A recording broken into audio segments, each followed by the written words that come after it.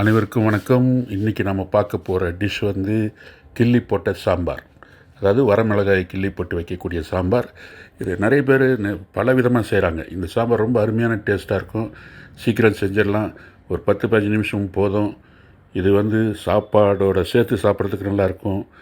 Tiffin சாப்பிட்றதுக்கும் டிஃபனோட சேர்ந்து சாப்பிட்றதுக்கும் நல்லாயிருக்கும். கிள்ளி போட்ட சாம்பாருக்கு தேவையான பருப்பு நம்ம பார்க்கலாம். இப்போ முதல்ல 200 கிராம் தோரம் பருப்பு எடுத்திருக்கேன் நான் மெஷர் கப்பில். இது 250 கிராம் மெஷர். இது 50 கிராம் பாசி பருப்பு, பைத்தம் பருப்புன்னு சொல்லுவாருங்க. இதை போட்டுக்கலாம்.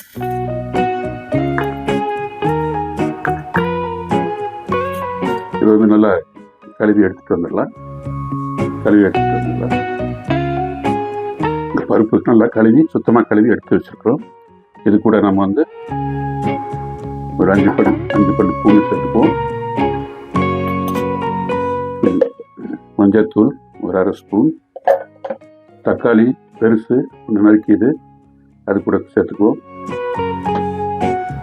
கூட 4 பச்சை மிளகாய் சேர்த்துக்குவோம். தேவையான அளவுக்கு தண்ணி கொஞ்சம் முங்குற மாதிரி தண்ணி ஊற்றிக்குவோம். 1/2 டீஸ்பூன் ஆயில் ஊற்றிக்குவோம். ஏன்னா குக்கரில் வைக்கும்போது பொங்கி கீழே வராமல் இருக்கிறதுக்கு இந்த மெத்தடு யூஸ் ஆகும். 2 சிட்டிகை தூள் பெருங்காயம். கெட்டி பெருங்காயம் போட்டால் இன்னும் நல்லாயிருக்கும். நான் தூள் பெருங்காயம் சேர்க்குறேன். நீங்கள் எது வேணாலும் சேர்த்துக்கலாம்.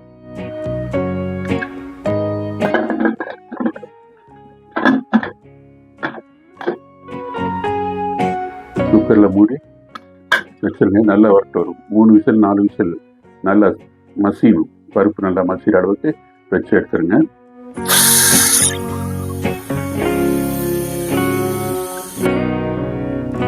ஒரு 4 விசில் ஆயிடுச்சு. எடுத்து பார்ப்போம்.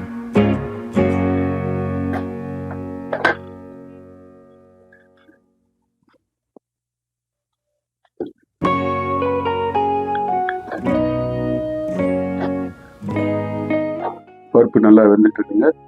இது நம்ம கரண்டிலையோ இல்லாட்டி மசியலையோ மத்திலையோ கொஞ்சம் மசிச்சுக்கிறது நல்லது.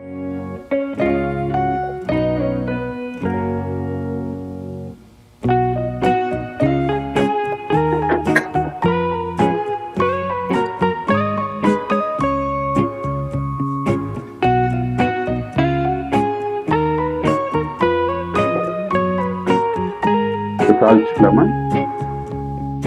அடுப்பில் கடாய் வச்சுக்கோங்க. தாளிக்கிறதுக்கு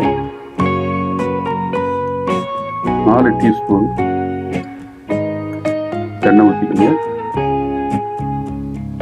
எண்ணெய் காயட்டும். எண்ணெய் காய்ஞ்சிடுச்சுங்க.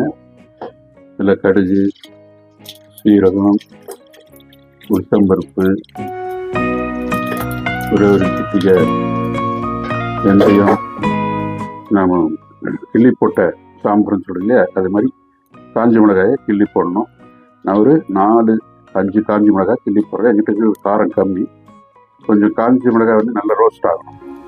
அப்போ தான் இதுக்கு அந்த மணமும் ருசியும் கூட சேரும். இது கூட ஒரு பெரிய வெங்காயம் அடித்து வச்சுருக்கேன். அது நான் போட்டு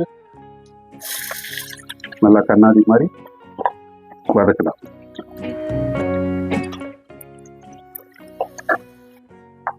கொஞ்சம் உப்பு வதங்கிறதுக்கு தேவையான அளவு உப்பு போட்டுருவோம். சீக்கிரம் வதங்கிடும்.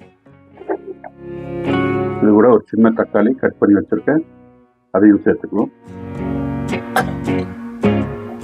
இது கூட சேர்ந்து அதுவும் வதங்கட்டும். ஒரு கொத்து கருவேப்பிலை போடுறேன்.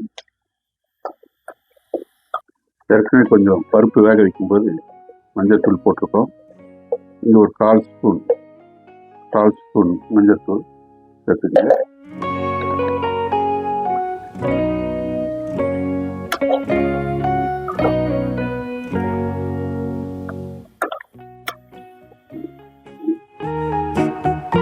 குழம்பு மிளகாத்தூள் இருந்தால் ஒரு 1/2 ஸ்பூன் சேர்க்கலாம்.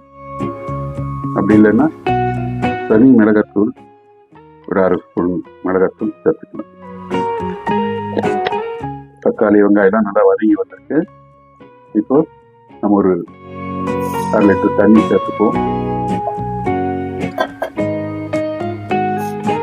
நல்லா கொதிக்கிட்டோம். சாம்பார் நல்லா கொதிச்சு வருது. இதில் அந்த வெங்காயம்லாம் நல்லா வெந்திருக்கும். அந்த காரம் அதை இன்க்ரீடியன்ஸ்லாம் போட்டோம் இல்லையா, அது எல்லாம் ஜூஸ்லாம் இறங்கும். இது கூட நான் வந்து எலுமிச்சங்காய் அளவு புளி கரைச்சி வச்சுருக்கேன். அதை இப்போ சேர்த்துடலாம்.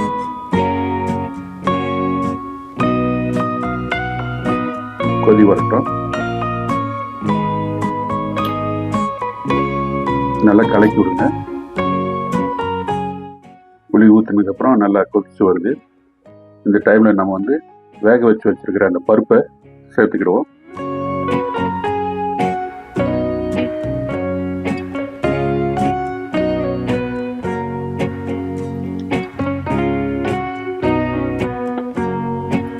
நல்லா கலக்கி விடலாம்.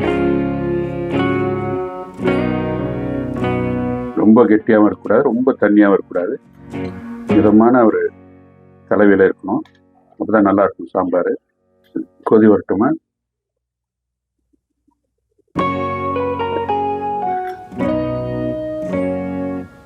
நல்லா கிளறி விடுங்க.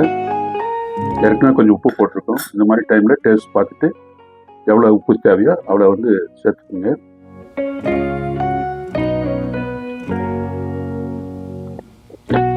ரெண்டு கொத்தமல்லியை நல்லா மேலே தூவிடுங்க. இப்போ எல்லாம் சேர்ந்து லேசாக கொதிக்கிட்டோம். ஒரு கொத்து கருவேப்பிலையும் மேலே போட்டுருங்க. நல்லா கொதி வரட்டும்.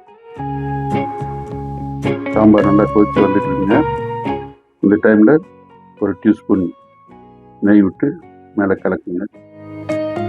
அருமையான மணமணக்கும் சாம்பார் ரெடி ஆயிடுச்சு. ரொம்ப சீக்கிரமாகவும் ரொம்ப எளிதான இன்க்ரீடியன்ஸ் வச்சுக்கிட்டும் குயிக்காக செய்ய முடியாது. நீங்களும் ஒரு முறை வீட்டில் ட்ரை பண்ணுங்கள். அருமையான சாம்பார் நல்ல மனம் வருதுங்க. நீங்கள் ஒரு முறை செஞ்சுட்டு கமெண்ட் பாக்ஸில் போடுங்க. ரொம்ப நல்லா இருக்குது.